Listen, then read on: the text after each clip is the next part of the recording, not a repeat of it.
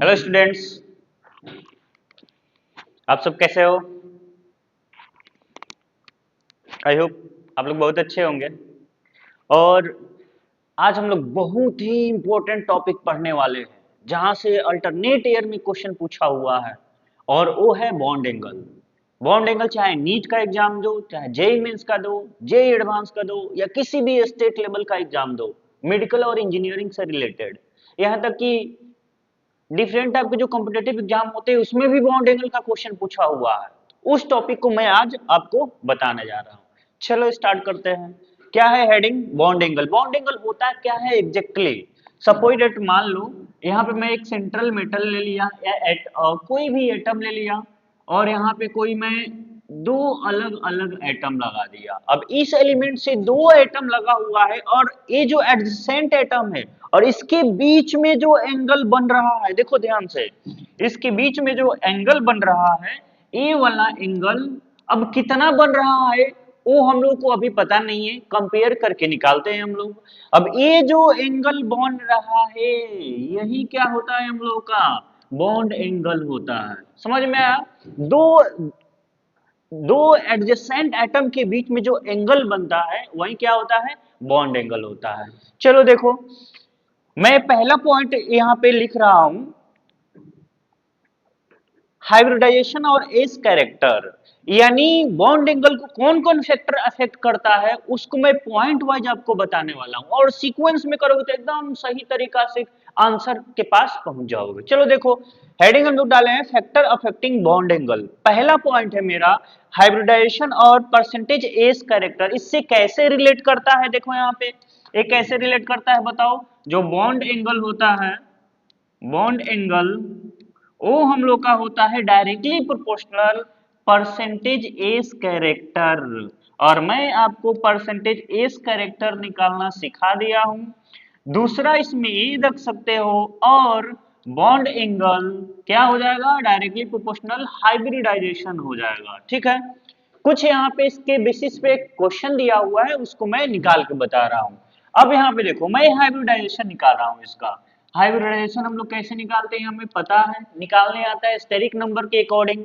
तो इसका जब हाइब्रिडाइजेशन निकालोगे तो इसका हाइब्रिडाइजेशन आएगा sp, और BCl3 का निकालोगे तो sp2 आएगा, CCl4 का निकालोगे तो sp3 आएगा। ये मेरा हो गया हाइब्रिडाइजेशन।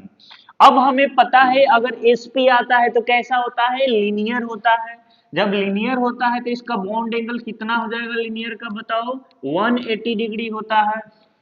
हमें पता है लीनियर का बॉन्ड एंगल कितना होता है? 180 डिग्री होता है। दूसरा बताओ, sp2 का बेल्ट शेप होता है, ए कितना इसका एंगल होता है? 120 डिग्री होता है। और CCl4 कैसा है? टेट्राहेड्रल है, तो उसका बॉन्ड एंगल नियरली कितना होता है? 110 होता है, या एग्जैक्ट लिखोगे तो 109.28 डिग्री हो जाएगा। तो मैं यहाँ पे लिख रहा हूँ 109.28। अब यहाँ पे सबसे बड़ी बात आता है कि इस एंगल को किस किस में दिखा सकते हो? तो इसको आप दिखा सकते हो डिग्री में दिखा सकते हो, जिसको डॉट से हम लोग दिखाते हैं। मिनट में दिखा सकते हो, जिसको एक हाइफन से दिखाते हैं, यानी एक डॉट लाइन से दिखाते हैं। और सेकेंड को दो लाइन से हम लोग दिखाते हैं। तो इस तरह से बॉन्ड एंगल का मेजरमेंट कर सकते हो। तो यहाँ पे कितना हो गया? 109 डिग्री और 28 मिनट हो गया। सिमिलर इसमें निकालो। यहाँ पे जब मैं हाइब्रिडाइजेशन इसका निकालूंगा तो इसका क्या आएगा? sp, इसका क्या आ जाएगा? sp2, इसका क्या आ जाएगा? sp3 आ जाएगा। सिमिलर ऊपर के जैसे ही बॉन्ड एंगल कंपेयर कर लो, बताओ बॉन्ड एंगल इसका कितना आएगा? 180 आएगा। इसका कितना आएगा? 120 आएगा। इसका कितना आएगा? 109.28 मिनट आएगा। और आप लिख सकते हो 110 डिग्री भी लिख सकते हो। ठीक है, ये पहला पॉइंट, पहला कंसेप्ट मेरा क्लियर हो गया। दूसरे पॉइंट पे हम लोग चलते हैं। अब यहाँ पे देखो, मेरा दूसरा पॉइंट क्या है? Lone pair. लोन पेयर आएगा तो कैसे करोगे? इसके लिए और आसान होता है, lone pair on central atom.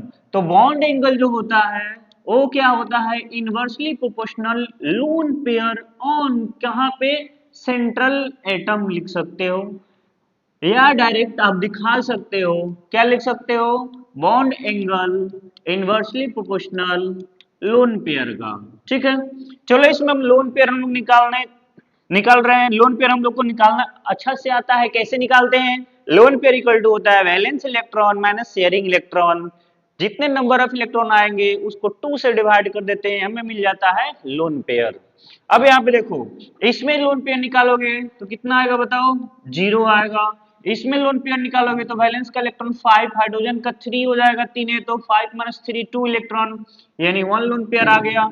इसमें निकालोगे तो 2 लोन पेयर आएगा, इसमें निकालोगे तो 3 लोन पेयर आएगा। और अभी मैं बताया था बॉन्ड एंगल क्या होता है? इनवर्सली प्रोपोर्शनल लोन पेयर का होता है।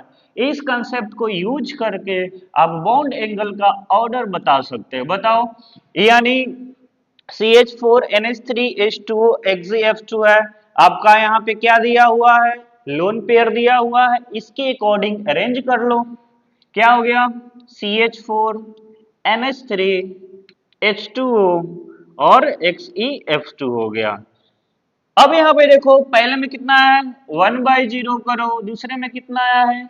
1/1 करो, तीसरे में कितना है? 1/2 करो, चौथे में कितना है? 1/3 करो। कैलकुलेट कर लेना, ऑर्डर आ गया आपका बॉन्ड एंगल का। ये बहुत आसान होता है, आराम से बता सकते हो। नेक्स्ट पॉइंट देखो, सेंट्रल एटम। सेंट्रल एटम का क्या रोल है, इसको देखते हैं हम लोग इलेक्ट्रोनिगेटिविटी से। अब ये क्या होता है, जो बॉन्ड एंगल होता है, बॉन्ड एंगल ए होता है आपका directly proportional to electronegativity value किसका? सेंट्रल एटम का। तो मैं डायरेक्ट EN लिख रहा हूं। यहाँ पे एग्जांपल देखो, एक बहुत ही बेहतरीन एग्जांपल यहाँ पे मैं बताया हूं, ये पूछा भी है कितना बार। अब यहाँ पे देखो NH3 नाइट्रोजन का सबसे अधिक वैलेंस इलेक्ट्रॉन सॉरी इलेक्ट्रोनिगेटिविटी, इसमें टॉप टू बॉटम जाओगे तो इलेक्ट्रोनिगेटिविटी कम होते जाता है, तो उससे कम इसका होगा, उससे कम इसका होगा, उससे कम इसका होगा। तो इलेक्ट्रोनिगेटिविटी सबसे अधिक किसका? NH3 का, उसके बाद PH3, उसके बाद AsH3, उसके बाद SPH3। तो इसका बॉन्ड एंगल जो आता है 107 आता है, 93, 91, 90। बस इसी को कंसिडर किया जाता है, इसको कंपेयर नहीं किया जाता है, नियरली सेम मान लिया जाता है, क्योंकि देख रहे हो आप 93 से 90 के बीच में है। दूसरा पॉइंट, इसको हम लोग कैसे और एक्सप्लेन कर सकते हैं? नेक्स्ट पॉइंट में हम लोग देखते हैं। अब यहाँ पे देखो, नेक्स्ट में हम लोग ऐसा भी देखते हैं कि पीरियोडिक टेबल में सबसे अधिक इलेक्ट्रोनिगेटिविटी वैल्यू किसका होता है बताओ? फ्लोरीन का कितना होता है? 4। उसके बाद नाइट्रोजन का कितना, ऑक्सीजन का कितना होता है? 3.5। नाइट्रोजन का कितना होता है? 3। उसके बाद क्लोरीन, फास्फोरस, हाइड्रोजन और मेटल आता है सब, तो इसका भी 3.0, ऐसे कम होते जाता है। तो ये आपका इलेक्ट्रोनिगेटिविटी वैल्यू है, इससे आप देख सकते हो। पीरियोडिक टेबल पढ़े होंगे, इलेक्ट्रोनिगेटिविटी वैल्यू बहुत सारे लिखाया गया है, वहां से आप देख सकते हैं। चलो नेक्स्ट पॉइंट हम लोग देखते हैं। यहाँ पे देखो, साइड एटम, अगल बगल वाला एटम को देखेंगे कितना बड़ा है, जितना बड़ा होगा उसका बॉन्ड एंगल उतना ज्यादा होगा। तो यहाँ पे देखो, अगर बॉन्ड एंगल का मैं कंपेयर करना चाह रहा हूं, तो ये जो बॉन्ड एंगल होगा यहाँ पे, बॉन्ड एंगल ये क्या हो जाएगा? Directly proportional side atom. और ऐसे भी लिख सकते हो, bond angle directly proportional size of side atom. ये दोनों में से कोई भी यूज कर सकते हो। अब यहाँ पे देखो, इसके बेसिस पे आप देखोगे, यहाँ पे कंपेयर करो आप, यहाँ पे देखो साइड एटम, साइड में क्या है? फ्लोरीन है, क्लोरीन है, ये तो सेंट्रल एटम की तरह ट्रीट करेगा। तो fluorine, chlorine, bromine, iodine, periodic table में क्या होता है? उसके सबसे ऊपर फ्लोरीन, उसके बाद क्लोरीन, उसके बाद ब्रोमीन, उसके बाद आयोडीन। टॉप टू बॉटम आते हो तो साइज क्या करता है बताओ? इंक्रीज करता है। तो किसका ज्यादा हो जाएगा? OCl2 का। यहाँ पे देखो बना के दिखाया गया है, कितना है? 110। ए कितना है? 103। तो किसका बॉन्ड एंगल ज्यादा हो गया बताओ? बॉन्ड एंगल सबसे अधिक OCl2 का हो गया। उसी के बेसिस पे क्वेश्चन दिया है, तो आप डायरेक्ट बता सकते हो PbR3, Cl3, PF3। सिमिलर उसी के बेसिस पे वाला क्वेश्चन दिया है, टॉप टू बॉटम एलिमेंट का साइज बढ़ता है। सिमिलर उसी कंसेप्ट पे ये वाला क्वेश्चन दिया है, आराम से बता सकते हो। और ये तीनों इंपॉर्टेंट क्वेश्चन है, थोड़ा ध्यान रखना आप लोग, ये बहुत ज्यादा इंपॉर्टेंट क्वेश्चन है। ठीक है, नेक्स्ट पॉइंट पे मूव करते हैं हम लोग। नेक्स्ट देखो, एक नोट पॉइंट मैं लिखा हूं, ध्यान से देखो, इधर इधर देखो, एकदम कंसेप्चुअल पॉइंट है यहाँ पे।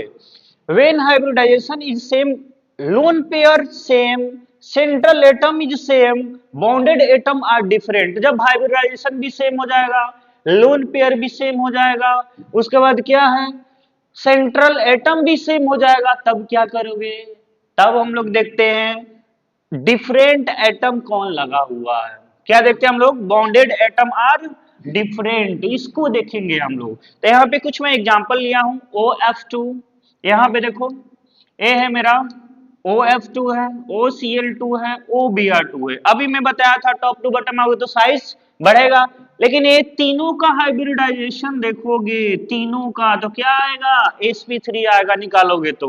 बॉन्ड एंगल ये थोड़ा वेरी करता है, ये 103 से 106 तक जाता है, 110 से 12 या 13 भी जाता है, और ये 116 से आपका 118 तक का जाता है। किसी किसी बुक में 108 से 110 के आसपास दिखाया हुआ है, तो आप इस वैल्यू को ही याद रखना, 110 वाले को, ठीक है।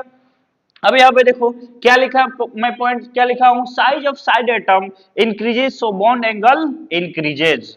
तो ये कुछ कंसेप्ट रहा बॉन्ड एंगल का, आई होप आप लोगों को अच्छा से समझ में आएगा और आया होगा। इसको यूज करना, क्वेश्चन प्रैक्टिस करना, पीवाईक्यू का क्वेश्चन लगाना और अपने कंसेप्ट को बूस्ट करना, ठीक है। मिलते हैं नेक्स्ट वीडियो में, जब तक के लिए जय हिंद।